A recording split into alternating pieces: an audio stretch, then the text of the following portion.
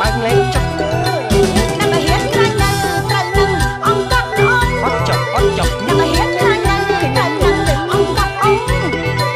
ហ៊ានវាយនាងខំព្រោះប្រើអង្គពើហិង្សាព្រោះប្រើអង្គពើហិង្សាត្រង់ជិះជន់គេមិនក៏បងមិនថាចុះមិនជិះវិញចង់មិនជិះវិញមិនក៏បងមិនថាខ្លាញ់មកព្រោះរឿងស្នេហាអាគោកមេក្រាបទេអាគោកមេក្រាបទេណាហើយលបងហើយ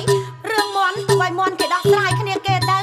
យើងចាំបាច់ទៅចេះដឹងអីប៉ុន្តែខ្ញុំចង់ប្រាប់បងឯងថាខ្ញុំនៅកំមុំទេថានៅហើយអូនចិត្តថា